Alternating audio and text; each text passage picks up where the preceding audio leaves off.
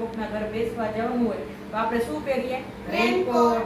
પછી રેનકોટ પછી બીજું શું પહેરીએ? છત્રી ઓઢીએ, કારણ કે વરસાદથી બચવા જવું પડે ને. હવે દરેક લોકોનો કપડા છે અલગ અલગ પોશાક હોય દરેક લોકોનો. તમે આંગણવાડી બધા બાળકો ભણવા આવો તો તમારે શું પહેરીને આવવાનું હોય? યુનિફોર્મ. નીતિશાબેને શું પહેરો છે પલોઠી વાળું નીતિશાબેન? યુનિફોર્મ પહેરીને. તો તમારા યુનિફોર્મ ઉપરથી બધાને ખબર પડે કે આ બાળકો આંગણવાડીના છે.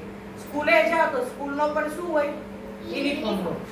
હવે આ કોણ છે? પોલીસ. તો આપણે ખબર કેમ પડે? એના યુનિફોર્મ ઉપરથી ખબર પડે કે આ શું છે? પોલીસ છે. હવે આ છે પોસ્ટમેન. કોણ છે? પોસ્ટમેન. પણ ખબર કેમ પડે કે આ પોસ્ટમેન છે કે નહીં?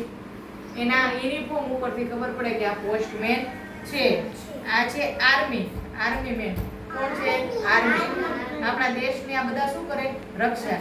આપણે હરી શકીએ, ફરી શકીએ, ખાઈ શકીએ, પી શકીએ, સૂઈ શકીએ. હા ચાલો. સૂઈ શકીએ. તો એ કોના લીધે? આપણા દેશના સૈનિકો, આપણા દેશના જવાનોના લીધે.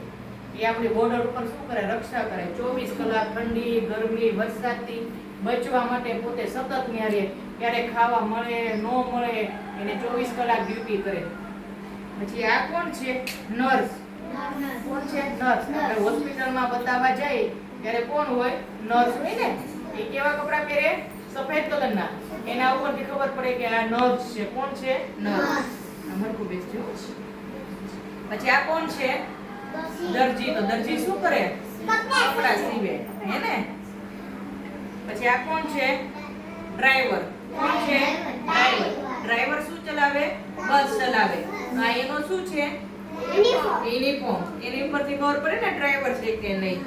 તો આપણે બધાને ખબર કેમ પડે કોણ કઈ વ્યક્તિ છે? એના યુનિફોર્મ ઉપરથી આપણે ખબર પડે કે આ ડોક્ટર છે, આ વકીલ છે, આ પોલીસમેન છે. એના ઉપરથી આપણે ખબર પડે ને. સ્કૂલના વિદ્યાર્થી છે, કોલેજના વિદ્યાર્થી છે, આંગણવાડીના વિદ્યાર્થી છે. કેના ઉપરથી ખબર પડે? યુનિફોર્મ ઉપરથી ખબર પડે.